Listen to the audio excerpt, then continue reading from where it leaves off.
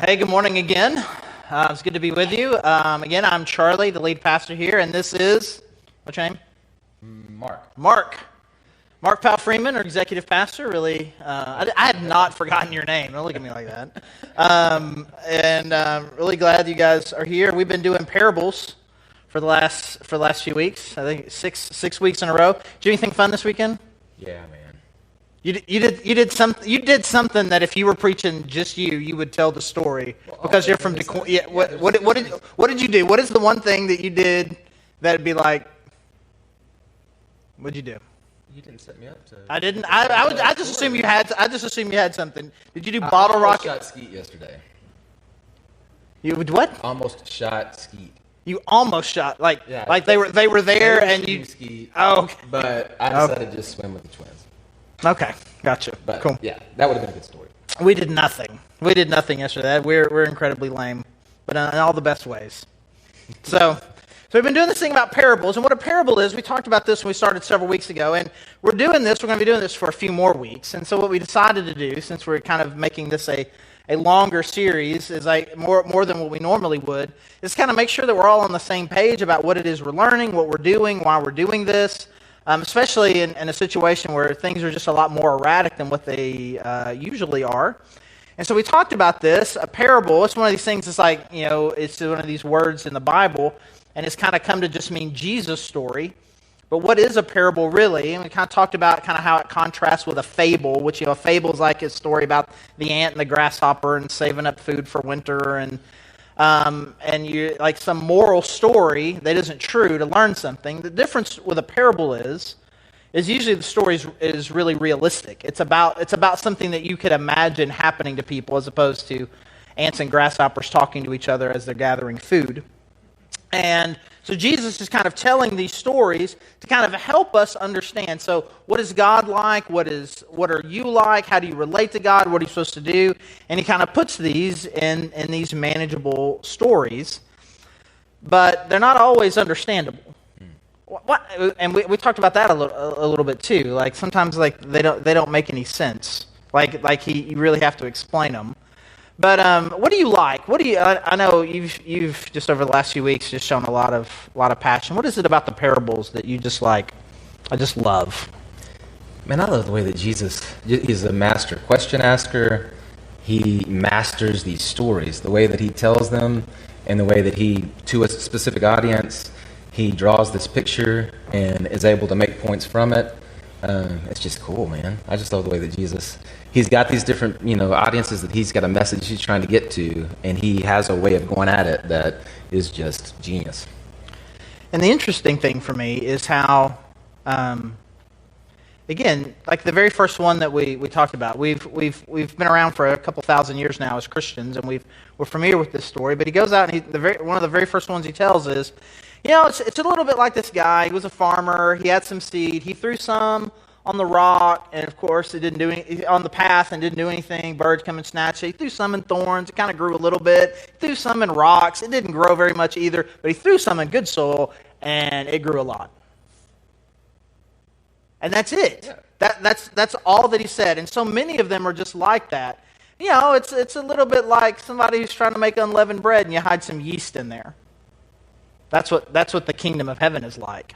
Man, Thanks for that. I mean, like these things by themselves, they don't really. And so I think we talked about this in one of our little midweek deals. Maybe we just kind of talk about it again. Why would Jesus seemingly talk in riddles as opposed to just being really straightforward?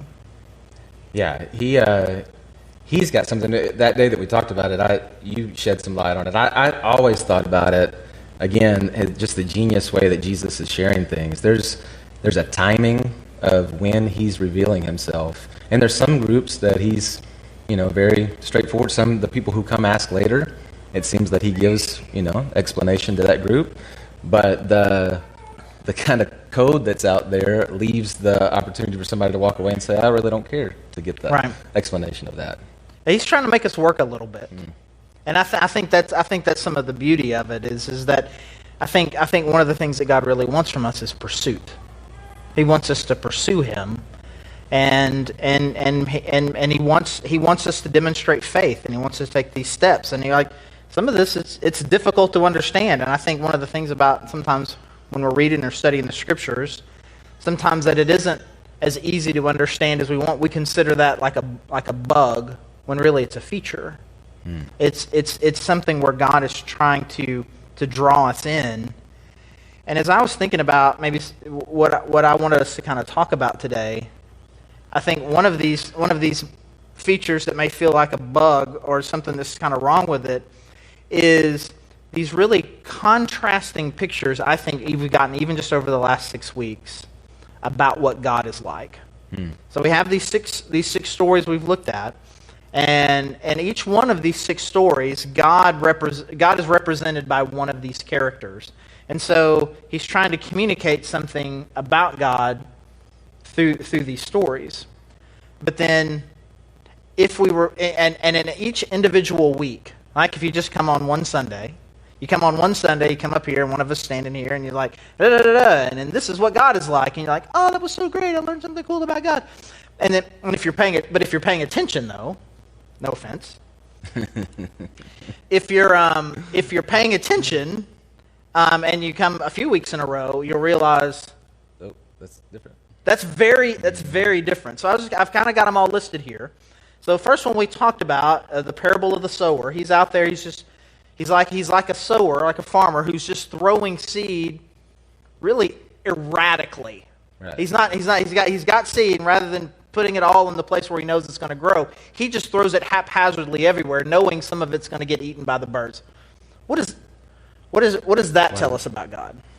That good news, like he's not holding it back, and it makes sense to me that he would go, hey, there's the good soil, but he is just spreading it.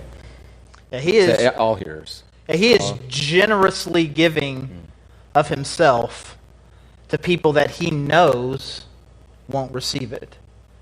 He is not just simply, I'm just only going to show love to the people who I know are going to give me love in return. I'm going to show my love. I'm going to give my gospel. I'm going to give it to everyone, even knowing that it's not going to come back to me. And so we see this picture of an overwhelming, generous God. Okay, then we talked about the unforgiving servant, and in this one, this servant owes this king, billions of dollars, and the king is God in this. He's calling his debts, and he's about to throw him in debtor's prison, but the guy says, please, please, please, please, and the God figure in this forgives the debt completely. But then the dude who has his debt forgiven goes out and does not show that same sort of compassion to somebody else, doesn't forgive a smaller debt. And so then the king gets really upset and takes the first dude and then throws him in debtor's prison. And essentially the basic idea is, God's forgiven you a lot, you should forgive people too. Mm-hmm.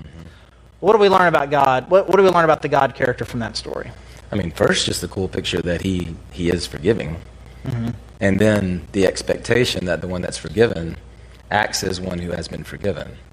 Which, that's just a theme that I caught, through all of these stories. There's this incredible love of God for all people, but then there's this expectation. Because a lot of these stories, he's the figure has gone away, and for a time, the people are responsible for what they do with what they've been given for a time. So there's an accountability, but then there's also this incredible love that we just got through singing about, Yeah, so then the next one I was going to talk about is the one you were just saying, the parable of talents. So in the one we just talked about, this guy has been given all of this resources and essentially just loses all of it. And the king chooses to forgive the entire debt. In the parable of the talents, a very similar figure, not necessarily a king. In some tellings of it, it's a king. Some of it's just a rich master. He gives money to some of his servants, just like in this one. And he goes away for a time, and he comes back, and one person has doubled it, and he gets rewarded. Another person's doubled it, he gets rewarded. The other person, he didn't lose it. He still had it. And the king gets really angry with him. So we've got this one story here of a servant who has been given all of this wealth and a responsibility and just loses it completely, and the king forgives it. We got this one guy who has a little bit, doesn't lose it, but doesn't do anything with it, and he is seemingly, he punishes him. He's harsh with him. And it's God in both of those. So now, you're going to be the theologian for the day, and I'm just going to walk off, and you're going to try to explain to me, what on earth does that mean? Well, how do we reconcile these, what seemingly two very different pictures of the way that God is interacting with his people? Well, I mean, in each story, we do have to think that there was an audience, and he had a specific point he was trying to make. Mm-hmm. And so in the one, I mean, he's got the point. Hey, man, you've been forgiven much, forgive much. This is the way God works. In this other story, I mean, he's saying, hey, you've been given much, now do something with it. Risk. Go, don't just sit on it. Mm-hmm. So yeah, I think that it can coexist, because in the last 2 weeks, we've looked at two different stories directed at two different audiences. Mm-hmm. One that he would say to his disciples, but this other that he would give to the tax collectors and sinners and scribes and Pharisees. And so two different audiences need two completely different messages. It's really good, because I think sometimes what we want is we want God to be a lot more simple than what he is. And so God is either this overwhelmingly generous, forgiving teddy bear, or he is a harsh, angry old man with lightning bolts ready to smite people. Mm-hmm. And so, and depending on our background and depending on where we come from, kind of our first impressions about God, maybe even, not to get too psychological here, maybe even our own perception of our own dad, what we believe God to be typically falls into one of those two categories. Mm. We just say, well, when I think of God, I just think God is love. And when people say that, what they often mean is no judgment of any type, no restrictions, nothing but just you can do whatever you want, and he doesn't care, and he loves you, and he loves you no matter what. Or we just have this picture of a God who is just constantly analyzing your every move and is disappointed in everything that you're doing wrong. And it's either one or the other. And whole groups are built on either end of that. Right. And so then we all huddle up together in churches where we believe in just one of these particular deals. But the reality of it is, I mean, Jesus tells stories that represent kind of bits of both of these imperfect descriptions. Mm. And he weaves it together in a way that, it breaks our molds of what God really is. Is there a thread? Is there a way for us to pull those two pieces together of the overwhelmingly generous, forgiving, and then for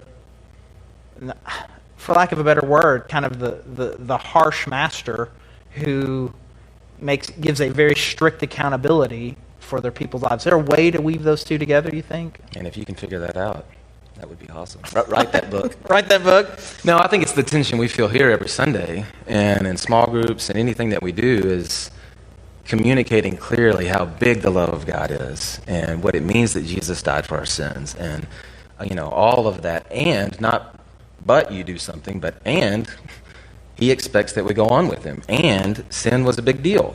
Jesus had to spill his blood for it. It matters. God doesn't like sin. You shouldn't like sin either. If you repent, there should be, so that move on, and it just feels like being able to walk in that balance. I mean, he does it masterfully. Right. It feels like there's always that tension and that struggle. Parenthood has probably been the place that God has used to teach me the most, and just struggle as a daddy trying to figure out how to be both.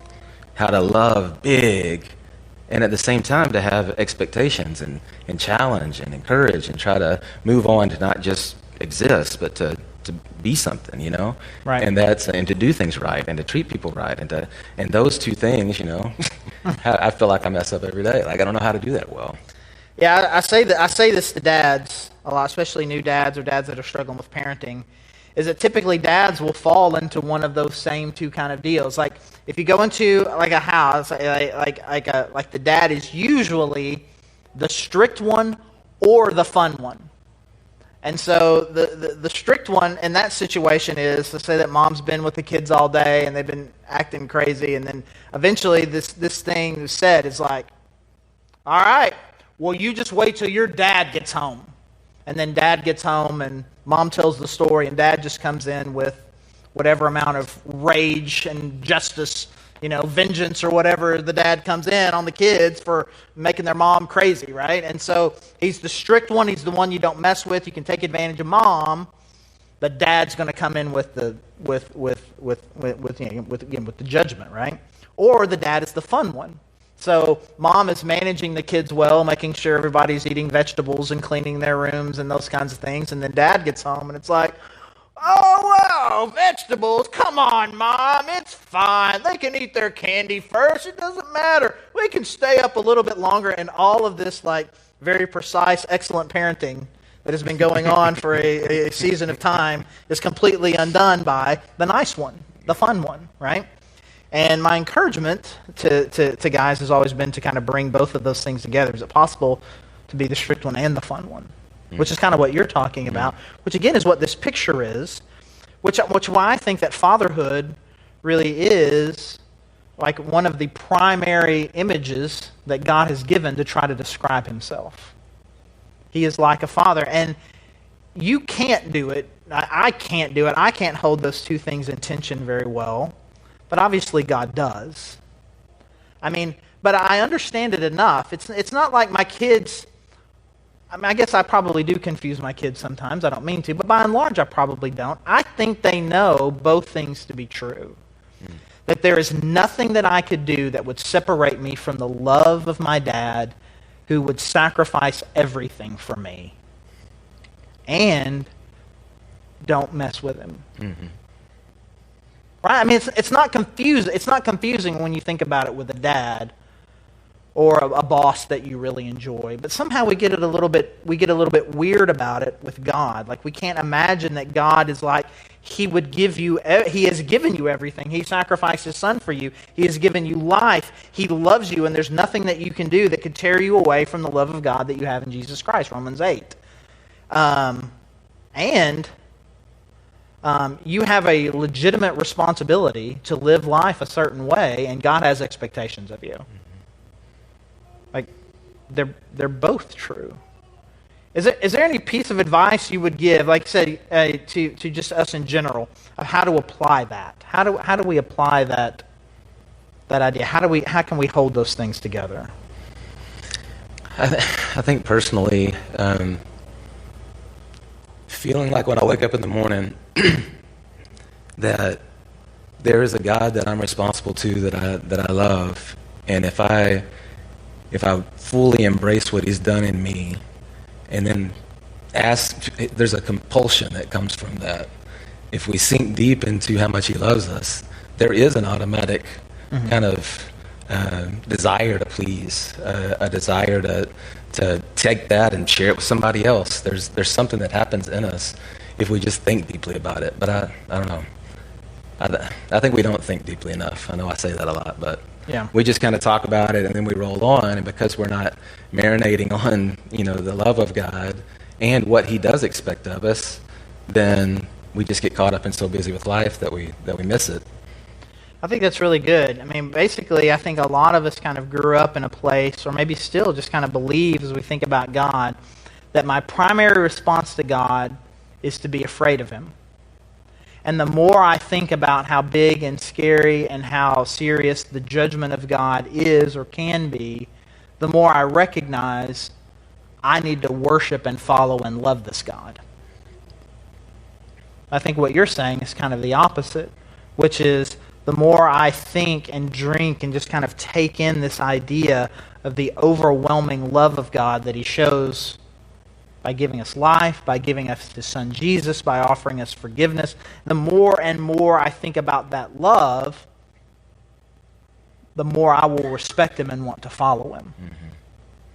And I think we've flipped it, I'm sorry. And we don't think about eternity very often. These stories definitely, bring this picture of God as, there's a time frame, and he's coming again, and because we just don't think about that, we don't feel the accountability that, hey, I'm going to face him. Right. And what I've done with these days, it really does matter. And right. so because we don't think about that, then we forget that there's any accountability at all. That's good. And I think one of the biggest challenges that we have, and that obviously I believe that Jesus understood, but he did the best, not the best that he could, the best anyone could, is that you really can't describe God in human terms. And if